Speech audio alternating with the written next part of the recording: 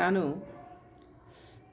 ಮಹಾಭಾರತದ ಕಥೆಯನ್ನು ಓದುವ ಮೊದಲು ಇದೀಗ ಮೊದಲ ಬಾರಿಗೆ ಕನ್ನಡದ ಕೃತಿಗೆ ಪ್ರತಿಷ್ಠಿತ ಬೂಕರ್ ಪ್ರಶಸ್ತಿ ಪಡೆದಂತಹ ಬಾನು ಮುಸ್ತಾಕ್ರವರಿಗೆ ಹೃದಯಪೂರ್ವಕ ಅಭಿನಂದನೆಗಳನ್ನು ತಿಳಿಸ್ತೀನಿ. ಹಾಗೆಯೇ ಇಂಗ್ಲೀಷ್ ಅನುವಾದ ಮಾಡಿದಂತಹ ದೀಪಾ ಬಸ್ತಿಯವರಿಗೂ ಕೂಡ ನನ್ನ ಅಭಿನಂದನೆಗಳು. ಇವರು ನಮ್ಮ ಕನ್ನಡಕ್ಕೆ ಒಂದು ದೊಡ್ಡ ಗೌರವವನ್ನು ತಂದುಕೊಟ್ಟಿದ್ದಾರೆ. ನಮ್ಮ ಕನ್ನಡಕ್ಕೆ ಹೆಮ್ಮೆ ಮತ್ತು ಒಂದು ದೊಡ್ಡ ಗರಿಮೆ ಅಂತ ನಾನು ಭಾವಿಸಿದ್ದೀನಿ. ಎಲ್ಲರಿಗೂ ನಮಸ್ಕಾರ. ನಾನು ಕಳೆದ ಬಾರಿ ಈ ಪಂಚಮವೇದ ಮಹಾಭಾರತವನ್ನು ಓದಬೇಕಾದ್ರೆ ನಿಮಗೆ ಪಾಂಡುರಾಜನ ಬಗ್ಗೆ ನಿಮಗೆ ಹೇಳಿದ್ದೆ. ಪಾಂಡುರಾಜ ತನ್ನ ಹೆಂಡತಿಯರೊಡನೆ ಕುಂತಿ ಮತ್ತು ಮಾದ್ರಿಯರೊಡನೆ ಬೇಟೆಗಾಗಿ ಕಾಡಿಗೆ ಹೋಗಿರ್ತಾನೆ. ಆವಾಗ ಮುನಿಗಳು ಜಿಂಕೆಯ ರೂಪದಲ್ಲಿ ಮುನಿಗಳು ಜೊತೆಯಲ್ಲಿರ್ತಾರೆ. ಅದನ್ನು ನೋಡಿ ಇವನು ಮುನಿಗಳು ಜಿಂಕೆಗಳು ಅಂತ ಭಾವಿಸಿ ಅವರನ್ನು ಕೊಂದು ಬಿಡ್ತಾನೆ. ಅವನಿಗೆ ಬಾಣವನ್ನು ಬಿಡ್ತಾನೆ. ಆಗ ಅವರು ಇವನಿಗೆ ಶಾಪವನ್ನು ಕೊಟ್ಟು ಮರಣವಂತಾರೆ. ನೀನು ಕೂಡ ಹೆಂಡತಿಯರ ಜೊತೆ ಸುಖವಾಗಿ ಇರಬಾರ್ದು ಅನ್ನೋದನ್ನು, ನೀನು ಆ ರೀತಿ ನೀನು ಇದ್ದಾಗ ನೀನು ಕೂಡ ಮರಣ ಹೊಂದುತ್ತೀಯ ಅಂತ ಹೇಳಿ ಶಾಪ ಕೊಟ್ಟು ಹೊರಟೋಗ್ತಾರೆ. ಅದರಿಂದ ಬೇಸರ ಆಗಿ ವಿದುರನನ್ನು ಕರೆಸಿ ಸೈನಿಕರು ಮತ್ತು ಎಲ್ಲವರನ್ನೂ ವಾಪಸ್ಸು ಕಳಿಸಿ ಗಂಡ ಹೆಂಡತಿ ಅಂದರೆ ಮಾದ್ರಿ, ಕುಂತಿ ಮತ್ತು ಪಾಂಡುರಾಜ ವನವಾಸದಲ್ಲಿ ಮಾಡೋಕ್ಕೆ ಶುರು ಮಾಡ್ತಾರೆ. ವನವಾಸ ಕೈಗೊಳ್ತಾರೆ. ಅಲ್ಲಿವರೆಗೂ ನಾನು ಓದಿದ್ದೆ ನಿಮಗೆ. ಈಗ ಹಸ್ತಿನಾಪುರ ಚಕ್ರವರ್ತಿ ಈಗ ಸರ್ವಸಂಗ ಪರಿತ್ಯಾಗಿ ಅನ್ನೋವರೆಗೂ ನಾನು ಓದಿದ್ದೆ. ಮುಂದೆ ಧರ್ಮರಾಯನ ಜನನ ಆಗುತ್ತೆ. ಇಲ್ಲಿಂದ ನಾನು ಮುಂದೆ ಓದ್ತೀನಿ. ಪಾಂಡುರಾಜನು ಕುಂತಿ ಮಾದ್ರಿಯರನ್ನು ಜೊತೆ ಮಾಡಿಕೊಂಡು ಉತ್ತರ ದಿಕ್ಕಿನಡೆ ಪಯಣಿಸಿ ಗಂಧಮಾದವನ ಪರ್ವತದ ಮೇಲೆ ಕೆಲವು ಕಾಲ ಕಳೆದನು. ಅಲ್ಲಿಂದ ಹಂಸಕೂಟ ಪರ್ವತವನ್ನು ದಾಟಿ ಶತಶೃಂಗ ಪರ್ವತಕ್ಕೆ ಬಂದು ಪರ್ವತದ ಉತ್ತರ ಭಾಗದಲ್ಲಿ ಆಶ್ರಮವನ್ನು ನಿರ್ಮಿಸಿಕೊಂಡು ತಪೋವೃತ್ತಿ ಪ್ರಾರಂಭಿಸಿದನು. ಹಸ್ತಿನಾವತಿಯಲ್ಲಿ ಪಾಂಡುರಾಜನ ಶಾಪ ವೃತ್ತಾಂತವನ್ನು ಕೇಳಿ ಸತ್ಯವತಿ ಮೂರ್ಛೆ ಹೋದಳು. ಅಂಬಾಲಿಕಾದೇವಿ ತನ್ನ ಮಗನಿಗಾಗಿರುವ ದುರನ್ಯಾಯಕ್ಕೆ ಪರಿಪರಿ ದುಃಖಿಸಿದಳು. ಧೃತರಾಷ್ಟ್ರನು ತನ್ನ ತಮ್ಮನಿಗೆ ಬಂದಿರುವ ಕಷ್ಟಗಳನ್ನು ನೆನೆದು ಕೆಲವು ದಿನ ಊಟ ಮಾಡುವುದನ್ನೇ ಮರೆತು ಬಿಟ್ಟ. ಇಲ್ಲಿ ಏನಾಗುತ್ತೆ ಅಂದರೆ, ಈ ಸತ್ಯವತಿ ದೇವಿಯನ್ನು ಸಂತನು ಮಹಾರಾಜನಿಗೆ ಮದುವೆ ಮಾಡಿಕೊಡ್ಬೇಕಾದ್ರೆ ಭೀಷ್ಮನಿಗೆ ಪಟ್ಟಾಭಿಷೇಕ ಆಗಕೂಡದು ಅನ್ನೋದು ಅವರ ದುರಾಲೋಚನೆ. ಇವಳ ಮಕ್ಕಳಿಗೆ ರಾಜ್ಯ ಸಿಗಬೇಕು ಅಂತ. ನಾವೊಂದು ಬಗೆದರೆ ದೈವವೊಂದು ಬಗೆಯುತ್ತೆ ಅನ್ನೋದಕ್ಕೆ ಇದೇ ಉದಾಹರಣೆ. ಕೊನೆಗೂ ಅವಳು ಸುಖವಾಗಿರಲೇ ಇಲ್ಲ. ಅವಳಿಗೆ ಮಕ್ಕಳು ತೀರಿ ಹೋಗ್ತಾರೆ. ಚಿತ್ರವೀರ್ಯ ಮತ್ತು ವಿಚಿತ್ರವೀರ ತೀರಿ ಹೋಗ್ತಾರೆ. ಅವರಿಗೆ ಮಕ್ಕಳಾಗಲ್ಲ. ಕೊನೆಗೆ ವ್ಯಾಸರಿಂದ ಮಕ್ಕಳನ್ನು ಪಡೆಯುವಂಥದ್ದು. ಮತ್ತು ಇಲ್ಲಿ ಪಾಂಡುರಾಜನಿಗೆ ಶಾಪ, ಧೃತರಾಷ್ಟ್ರ ಕುರುಡ ಹುಟ್ಟೋದು, ಎಲ್ಲವೂ ನಾವು ಏನು ತಪ್ಪುಗಳನ್ನು ಮಾಡ್ತಾ ಹೋಗ್ತೀವಿ, ಎಂಥ ದುರಾಲೋಚನೆಯನ್ನು ಮಾಡ್ತೀವೋ ಅದು ನಮಗೆ ಕರ್ಮವಾಗಿ ಫಲಿಸುತ್ತೆ ಅನ್ನೋದಕ್ಕೆ ಇದು ಒಂದು ಉದಾಹರಣೆ. ಸತ್ಯವತಿ ದೇವಿದು ದೊಡ್ಡ ಉದಾಹರಣೆ. ಜೀವನದಲ್ಲಿ ಮಾಡಿದ ಪಾಪವನ್ನು ಊಟ ಮಾಡಲೇಬೇಕು ಅನ್ನೋದಕ್ಕೆ ದೊಡ್ಡ ಉದಾಹರಣೆ ಇದು. ಅನಿವಾರ್ಯವಾಗಿ ಅಂಧನಾದ ಧೃತರಾಷ್ಟ್ರನ್ನು ಸಿಂಹಾಸನದಲ್ಲಿ ಕೂಡಿಸಿ ಮತ್ತೆ ಸಾಮ್ರಾಜ್ಯ ವ್ಯವಹಾರಗಳನ್ನು, ಬಾಧ್ಯತೆಗಳನ್ನು ತನ್ನ ಹೆಗಲಿಗೆ ಹಾಕಿಕೊಂಡನು ಭೀಷ್ಮ. ಶತಶೃಂಗ ಪರ್ವತದಲ್ಲಿ ಪಾಂಡುರಾಜನು ನಿಷ್ಠೆಯಿಂದ ತಪಸ್ಸು ಮಾಡುತ್ತಾ ಬ್ರಹ್ಮಲೋಕಕ್ಕೆ ಸೇರಬೇಕೆಂದು ಭಾವಿಸಿದ. ಆದರೆ ಅಲ್ಲಿನ ಮುನಿಗಳಿಂದ ಪಾಂಡುರಾಜನಿಗೊಂದು ವಿಷಯ ತಿಳಿಯಿತು. ಅಪುತ್ರಶ್ಯ ಗತಿರ್ನಾಸ್ತಿ. ಪುತ್ರ ಸಂತತಿ ಇಲ್ಲದವರಿಗೆ ಸದ್ಗತಿ ಇಲ್ಲದವನಿಗೆ ಬ್ರಹ್ಮಲೋಕ ಪ್ರಾಪ್ತಿಯ ಪ್ರಶ್ನೆಯೇ ಇಲ್ಲ ಎಂದು ತಿಳಿದು ತನ್ನಲ್ಲಿ ತಾನು ಬಲು ನೊಂದುಕೊಂಡನು. ಪಾಂಡುರಾಜನ ಮನಸ್ಥಿತಿಯನ್ನು ಗಮನಿಸಿದ ಒಬ್ಬ ತಾಪಸಿ, ರಾಜ, ನೀನು ಯಾವುದೋ ಮನೋದುಃಖದಿಂದ ಇರುವಂತೆ ಕಾಣುತ್ತಿದೆ, ಏನಾಗಿದೆ ಹೇಳು ಎಂದು ಕೇಳಿದನು. ಪಾಂಡುರಾಜನು ತನ್ನ ವೃತ್ತಾಂತವೆಲ್ಲವನ್ನು ಆ ವೃದ್ಧ ತಾಪಸಿಗೆ ಹೇಳಿದ. ಮಗು, ಚಿಂತಿಸಬೇಡ. ಪರಶುರಾಮನು 21 ಬಾರಿ ಭೂಮಿಯನ್ನು ಪ್ರದಕ್ಷಿಣೆ ಮಾಡಿ ಕ್ಷತ್ರಿಯರೆಲ್ಲರನ್ನೂ ಸಂಹರಿಸಿದ. ಆ ಸಮಯದಲ್ಲಿ ಕ್ಷತ್ರಿಯ ವಯೋವೃದ್ಧರೆಲ್ಲರೂ ನಿನ್ನಂತೆಯೇ ದುಃಖಿಸಿದರು. ಕ್ಷತ್ರಿಯ ವಂಶವೇ ನಿರ್ನಾಮವಾಗುವ ಸಮಯವದು. ಅಂತಹ ವಿಪತ್ಕರ ಸಮಯದಲ್ಲಿ ಸ್ಮೃತಿ ಶಾಸ್ತ್ರಗಳ ಪರಿಶೋಧನೆ ಮಾಡಿ ನಿಯೋಗ ಧರ್ಮದಿಂದ ಮಕ್ಕಳನ್ನು ಪಡೆದರು ಎಂದು ಹೇಳಿದನು. ಪಾಂಡುರಾಜನಿಗೆ ಈಗ ಬುದ್ಧಿ ಹೊಳೆಯಿತು. ಮನೆಯಲ್ಲಿ ಬೆಣ್ಣೆ ಇಟ್ಟುಕೊಂಡು ತುಪ್ಪಕ್ಕಾಗಿ ಹಲದಾಡಿದ ಹಾಗಾಯಿತು. ತನ್ನ ತಾಯಿಗೆ ತಾನು ವ್ಯಾಸ ಮಹರ್ಷಿಗಳಿಗೆ ಜನಿಸಲಿಲ್ಲವೇ, ಅದೇ ಧರ್ಮದಿಂದ ತಾನೀಗ ಮಕ್ಕಳನ್ನು ಪಡೆದರೆ ಆಯಿತು ಎಂದು ಭಾವಿಸಿದ. ಅಂದಿನ ಸಂಧ್ಯಾ ಸಮಯದಲ್ಲಿ ಕುಂತಿ ಮಾದ್ರಿಯರನ್ನು ಹತ್ತಿರ ಕೂಡಿಸಿಕೊಂಡು ಇದೇ ವಿಷಯವನ್ನು ಚರ್ಚೆ ಮಾಡಿದ. ಕುಂತಿ ಮಾದ್ರಿಯರಿಬ್ಬರು ಮೌನ ತಾಳಿದರು. ಮತ್ತೆ ಮರುದಿನ ಇದೇ ಪ್ರಸ್ತಾಪ ಮಾಡಿದ. ಪ್ರತಿದಿನ ಪಾಂಡುರಾಜನು ಹೀಗೆಯೇ ಹೇಳುವುದನ್ನು ನೋಡಿ ಕುಂತಿ ದುರ್ವಾಸ ಮಹರ್ಷಿ ಬೋಧಿಸಿದ ಮಂತ್ರದ ವಿಷಯವನ್ನು ಪಾಂಡುರಾಜನಿಗೆ ತಿಳಿಸಿದಳು. ಕುಂತಿಗೆ ದುರ್ವಾಸ ಮುನಿಗಳು 5 ಮಂತ್ರಗಳನ್ನು ಉಪದೇಶ ಮಾಡಿರ್ತಾರೆ. ಒಂದು ಮಂತ್ರದಿಂದ ಕರ್ಣ ಜನಿಸಿರ್ತಾನೆ. ಈಗ ಆ ವಿಷಯವನ್ನು ಪಾಂಡುರಾಜನಿಗೆ ತಿಳಿಸ್ತಾಳೆ. ಪಾಂಡುರಾಜನು ಮಹದಾನಂದ ಭರಿತನಾದ. ಪಾಂಡುರಾಜನಿಗೆ ತುಂಬ ಸಂತೋಷ ಆಗುತ್ತೆ. ಕುಂತಿ ಋತುಮತಿಯಾದ 18ನೆಯ ದಿನದಿಂದ ಶುಚಿ ಸ್ನಾನ ಮಾಡಿ ಬ್ರಹ್ಮ ಮುಹೂರ್ತ ಸಮಯದಲ್ಲಿ ಏಕಾಂತ ಸ್ಥಳದಲ್ಲಿ ಧರ್ಮದೇವನನ್ನು ಮಂತ್ರಪೂರ್ವಕವಾಗಿ ಆಹ್ವಾನಿಸಿದಳು. ಅನನ್ಯ ಪ್ರಭಾವಭರಿತನಾದ ಮಂತ್ರಶಕ್ತಿಗೆ ಬದ್ಧನಾಗಿ ಧರ್ಮದೇವನು ಬಂದು ತನ್ನ ತೇಜೋಪುಂಜವನ್ನು ಕುಂತಿದೇವಿಯಲ್ಲಿ ವಿಲೀನಗೊಳಿಸಿ ಆಶೀರ್ವದಿಸಿ ಹೋದನು. ಜ್ಯೇಷ್ಠ ನಕ್ಷತ್ರದಲ್ಲಿ ಅಭಿಜಿನ್ ಮುಹೂರ್ತಕ್ಕೆ ಕುಂತಿದೇವಿಗೆ ಹೆರಿಗೆ ಆಯಿತು. ಗಂಡು ಮಗುವಿಗೆ ಜನ್ಮ ನೀಡಿದಳು. ಶತಶೃಂಗ ಪರ್ವತದ ಋಷಿಗಳೆಲ್ಲರೂ ಬಂದು ಮಗುವಿನ ಜನ್ಮ ಸಮಯದ ಪ್ರಕಾರ ಚಕ್ರವರ್ತಿಯಾಗುವೆನೆಂದು ತಿಳಿದು ಯುಧಿಷ್ಠಿರನೆಂದು ಹೆಸರಿಟ್ಟರು. ಯುಧಿಷ್ಠಿರ ಎಂದರೆ ಆನೆಯನ್ನು ಅಧಿರೋಹಿಸಿದವನೆಂದು ಅರ್ಥ. ಅಂದರೆ ಆನೆಯನ್ನು ಏರುವವನು, ಆನೆಯನ್ನು ಅಧೀನದಲ್ಲಿಟ್ಟುಕೊಳ್ಳುವವನು ಅಂತ ಅರ್ಥ. ಮುಂದಿನ ಕಾಲದಲ್ಲಿ ಹಸ್ತಿನಾವತಿಯ ಸಿಂಹಾಸನವನ್ನು ಅಧಿಷ್ಠಿಸುವನೆಂದು ಋಷಿಗಳು ಊಹಿಸಿರಬಹುದು. ಆನೆಯನ್ನು ಹಸ್ತಿ ಎಂದು ಹೇಳುತ್ತಾರೆ ಅಲ್ಲವೇ. ಯುಧಿಷ್ಠರನು ಹುಟ್ಟಿದ ಸಿಹಿ ಸುದ್ದಿ ಹಸ್ತಿನಾವತಿಯ ಭೀಷ್ಮರಿಗೆ ತಲುಪಿತು. ಕೂಡಲೇ ಜ್ಯೋತಿಷ್ಯರನ್ನು ಕರೆಯಿಸಿ ಮಗುವಿನ ಜಾತಕವನ್ನು ಪರಿಶೀಲಿಸಲು ಹೇಳಿದ. ಭೀಷ್ಮನಿಗೆ ತುಂಬ ಸಂತೋಷ ಆಗುತ್ತೆ. ಭೀಷ್ಮದೇವ, ಈ ಮಗು ಮಹಾಜಾತಕನೇ ಆಗಿದ್ದಾನೆ, ಧರ್ಮನಿಷ್ಠೆ ಉಳ್ಳವನಾಗುತ್ತಾನೆ. ಸಾಕ್ಷಾತ್ ಧರ್ಮದೇವತೆಯ ಪ್ರತಿರೂಪವೇ ಈ ಚಿರಂಜೀವಿ. ಚಕ್ರವರ್ತಿಯಾಗುವ ಶುಭ ಲಕ್ಷಣಗಳಿವೆ ಎಂದು ಹೇಳಿದರು ಜ್ಯೋತಿಷ್ಯ ಪಂಡಿತರು. ಭೀಷ್ಮನು ಜ್ಯೋತಿಷಿಗಳಿಗೆ ಬಹುಮಾನವನ್ನು ಕೊಟ್ಟು ಸತ್ಕರಿಸಿದನು. ವಿದುರನಿಗೆ ಈ ಶುಭವಾರ್ತೆ ಅತೀವ ಸಂತಸ ತಂದಿದೆ. ಹಂತಂಪುರದಲ್ಲಿರುವ ಎಲ್ಲರಿಗೂ ಹಣ್ಣುಗಳನ್ನು ಹಂಚಿ ಆನಂದವನ್ನು ವ್ಯಕ್ತಪಡಿಸಿದ್ದಾನೆ. ಎಲ್ಲರೂ ಆ ದಿನ ಸಿಹಿಯೂಟ ಮಾಡಿದ್ದಾರೆ. ಇದಾದ ನಂತರ ಗಾಂಧಾರಿ ವಿಷಯ ಬರುತ್ತೆ. ಗಾಂಧಾರಿ ಮತ್ಸರ ಶುರುವಾಗುತ್ತೆ. ಇವಳಿಗೆ ಮಕ್ಕಳಾಗಿದ್ದು ಕುಂತಿಗೆ ಮಗುವಾಗಿದ್ದನ್ನು ಕೇಳಿ ಗಾಂಧಾರಿಗೆ ಮತ್ಸರ ಶುರುವಾಗುತ್ತೆ.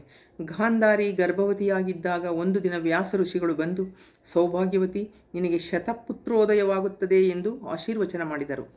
ಧೃತರಾಷ್ಟ್ರ ಗಾಂಧಾರಿಯರು ಬಹು ಸಂತೋಷಪಟ್ಟರು.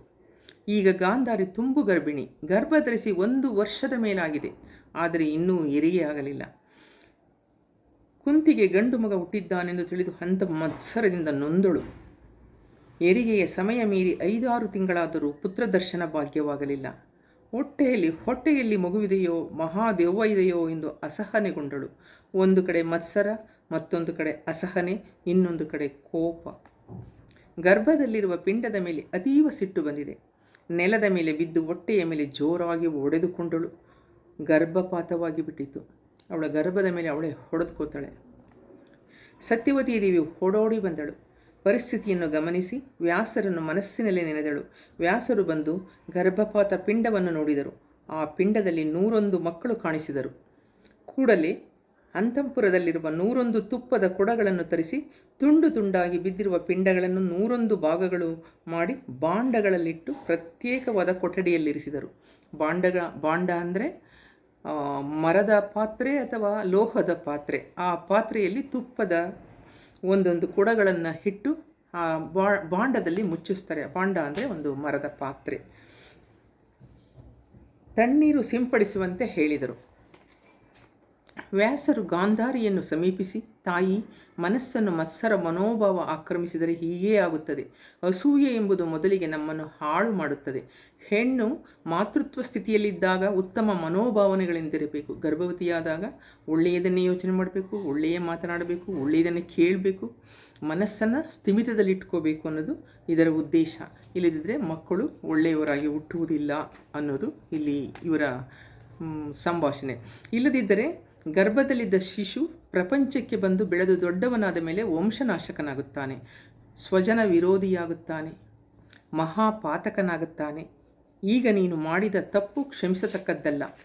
ಇನ್ನು ಮೇಲಾದರೂ ನಿನ್ನ ಕೋಪ ಪ್ರವೃತ್ತಿಯನ್ನು ಕಡಿಮೆ ಮಾಡಿಕೊಳ್ಳಬೇಕು. ನಿನ್ನ ಮಕ್ಕಳಿಗೆ ರಕ್ತ ಮಾಂಸಾದಿಗಳನ್ನು ಹಂಚಿ ಜೀವದಾನ ಮಾಡುವ ಅದೃಷ್ಟ ನಿನ್ನದಾಗಲಿಲ್ಲ. ಹುಟ್ಟಿ ಬಂದ ಮೇಲಾದರೂ ಉತ್ತಮ ಬುದ್ಧಿವಂತರನ್ನಾಗಿ ಮಾಡು, ಇಲ್ಲದಿದ್ದರೆ ಚಂದ್ರವಂಶಕ್ಕೆ ಕೆಡಕಾಗುವುದು ನಿಶ್ಚಿತ ಎಂದು ಬುದ್ಧಿವಾದ ಹೇಳಿದರು. ಗಾಂಧಾರಿಗೆ ತುಂಬ ಅಸೂಯೆ ಬಂದಿರುತ್ತೆ. ಯಾಕೆಂದರೆ ಅವಳಿಗೆ ಮಗು ಮೊದಲು ಆಗಬೇಕು ಅನ್ನೋದಿರುತ್ತೆ. ಸಿಂಹಾಸನದ ಅಧಿಕಾರ ವಹಿಸಬೇಕಾದ್ರೆ ಹಿರಿಯ ಮಗನಾಗಬೇಕು ಅನ್ನೋದು ಅವಳ ಉದ್ದೇಶವಾಗಿರುತ್ತೆ. ಆದರೆ ಅವಳು 1 ವರ್ಷ ಆದರೂ ಅವಳು ಹೆರಿಗೆ ಆಗಲ್ವಲ್ಲ, ಆ ಅಸೂಯೆ ಅವಳಿಗೆ ಈ ರೀತಿ ಮಾಡಿಸುತ್ತೆ. ಅಲ್ಲಿಂದ ವ್ಯಾಸರು ಸತ್ಯವತಿ ಮಂದಿರಕ್ಕೆ ಹೋದರು. ಸತ್ಯವತೀ ದೇವಿ ಅಕ್ಕರೆಯಿಂದ ಬರಮಾಡಿಕೊಂಡು ಸತ್ಕರಿಸಿದಳು.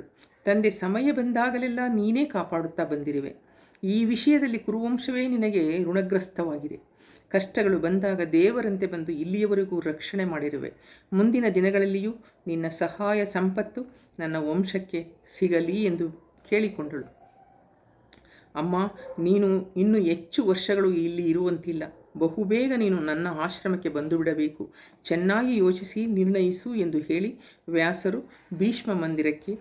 ಭೀಷ್ಮ ಮಂದಿರದ ಕಡೆ ನಡೆದರು.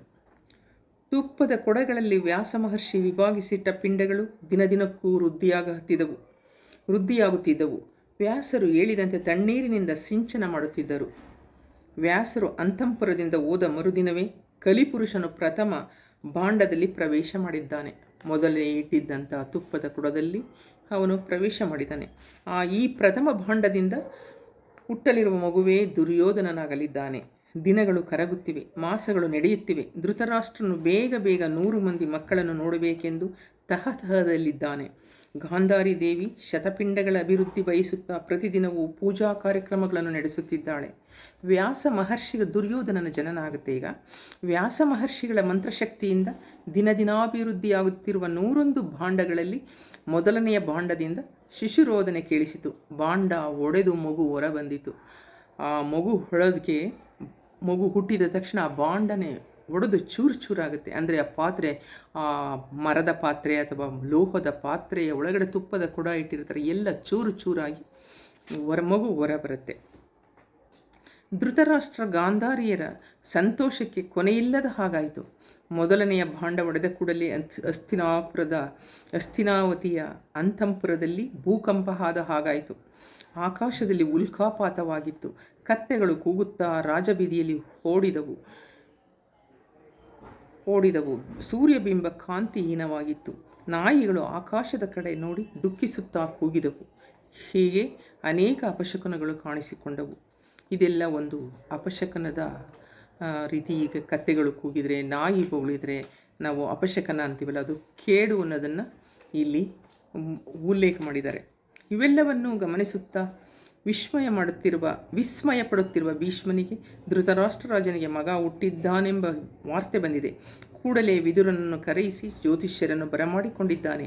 ಧೃತರಾಷ್ಟ್ರ ಪುತ್ರನ ಜನ್ಮಕುಂಡಲಿ ಬರೆಯಿಸಿ ಭೀಷ್ಮ ಕೇಳಿದ್ದಾನೆ.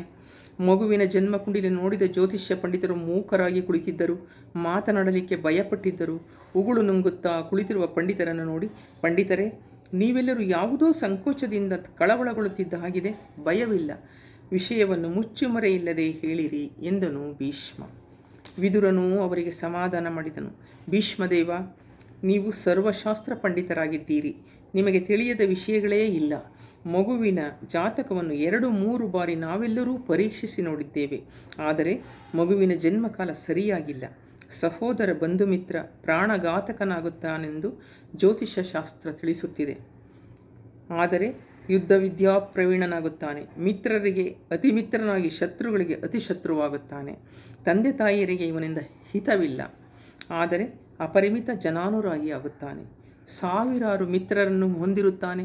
ಈ ಜಾತಕನ ಕಾರಣದಿಂದ ಅಪಾರ ರಕ್ತಪಾತ ನಡೆಯುತ್ತದೆ ಎಂದು ಹೇಳಿ ಸುಮ್ಮನಾದರು ಶಾಸ್ತ್ರ ಪಂಡಿತರು. ಮಗುವಿನ ಜಾತಕ ಚಕ್ರವನ್ನು ಭೀಷ್ಮನೂ ಸಹ ಪರಿಶೀಲನೆ ಮಾಡಿದ. ವಿದುರನನ್ನು ಕರೆದುಕೊಂಡು ಧೃತರಾಷ್ಟ್ರ ಮಂದಿರಕ್ಕೆ ಹೋಗಿ ಮಗುವಿನ ಜನ್ಮದೋಷದ ಬಗ್ಗೆ ವಿವರಿಸಿದನು ಭೀಷ್ಮ. ಧೃತರಾಷ್ಟ್ರ, ಈ ಕುರುವಂಶದ ಶ್ರೇಯೋಭಿಲಾಷೆಗಾಗಿ ನಾನೊಂದು ಮಾತು ಹೇಳ ಬಯಸಿದ್ದೇನೆ. ಈ ನಿನ್ನ ಮಗನು ಹುಟ್ಟಿದ ಕ್ಷಣವೇ ಅನೇಕ ಉಪದ್ರವಗಳು ದುಶ್ಶಕುನಗಳು ಕಾಣಿಸಿವೆ. ನಿನಗೆ 101 ಮಕ್ಕಳನ್ನು ವ್ಯಾಸದೇವರು ಅನುಗ್ರಹಿಸಿದ್ದಾರೆ. ಆದ ಕಾರಣದಿಂದ ವಂಶನಾಶಕ ಜಾತಕವಿರುವ ಈ ಮಗುವನ್ನು ಯಾವುದಾದರೂ ಒಂದು ಛತ್ರದಲ್ಲಿ ಅಥವಾ ಗುಡಿಯಲ್ಲಿ ಬಿಟ್ಟು ಬಂದರೆ ಒಳ್ಳೆಯದು ಎಂದು ಸ್ವಲ್ಪ ಕಠಿಣ ನಿರ್ಧಾರದಿಂದಲೇ ಹೇಳಿದನು ಭೀಷ್ಮರು ಆಗಲೇ ಜಾತಕ ನೋಡಿನೇ ದುರ್ಯೋಧನನ ಸ್ವಭಾವವನ್ನು ನೋಡಿ ಕೇಳಿ ಭಯಗೊಂಡು ಅವನನ್ನು ಬಿಟ್ಟು ಬರೋಣ ಅಂತ ಹೇಳ್ತಾರೆ. ಅದು ಆದರೆ ತಂದೆ ಅಲ್ವಾ ಧೃತರಾಷ್ಟ್ರ. ಭೀಷ್ಮನ ಮಾತಿಗೆ ಗಾಬರಿಯಾದವನು ಧೃತರಾಷ್ಟ್ರ ಭೂಪತಿ. ಏನು ಹೇಳುತ್ತೀರಿ ತಂದೆ? ನಿಜವನ್ನೇ ಹೇಳುತ್ತಿದ್ದೇನೆ, ನಿಷ್ಠುರವಾಗಿ ಹೇಳುತ್ತಿದ್ದೇನೆ ಪುತ್ರ. ವಂಶನಾಶನವನ್ನು ತಪ್ಪಿಸು, ಮಗುವನ್ನು ತ್ಯಜಿಸು, ಜನಹಿತದ ಬಗ್ಗೆ ಯೋಚಿಸು. ಪಾಲಕರಿಗೆ ಪ್ರಜೆಗಳೇ ಮುಖ್ಯ. ಕುರುವಂಶ ಸರ್ವತೋಮುಖ ರಕ್ಷಕನಾದ ನಾನು ಕೆಲವು ನಿಯಮಗಳಿಗೆ ಬದ್ಧನಾಗಿದ್ದೇನೆ. ಇಲ್ಲದಿದ್ದರೆ ನಿನಗೆ ತಿಳಿಸಿದಂತೆಯೇ ಈ ಕೆಲಸವನ್ನು ನಾನೇ ಮಾಡುತ್ತಿದ್ದೆ ಎಂದರು ಭೀಷ್ಮರು. ತಂದೆ, ಹಾಗೆ ಮಾಡಬೇಡಿರಿ.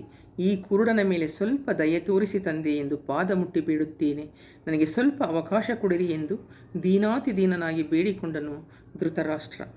ಕುಮಾರ, ನನ್ನ ತಂದೆ ಶಂತನ ಚಕ್ರವರ್ತಿಗಳಿಗೆ ಕೊಟ್ಟ ಮಾತಿನಂತೆ ಇಲ್ಲಿ ನಾನೊಬ್ಬ ವಂಶ ಸೇವಕನಾಗಿದ್ದೇನೆ.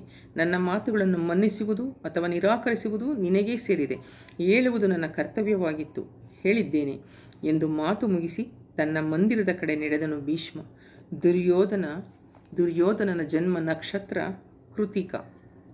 ಇನ್ನು ಮುಂದಿನ ಕಂತಿನಲ್ಲಿ ಓದ್ತೀನಿ. ಇನ್ನು 100 ಮಕ್ಕಳು ಅವರ ಹುಟ್ಟುವಿಕೆಯನ್ನು ಮುಂದುವರಿಸ್ತೀನಿ. ಎಲ್ಲರಿಗೂ ನಮಸ್ಕಾರ. ಜೈ ಕರ್ನಾಟಕ ಮಾತೆ.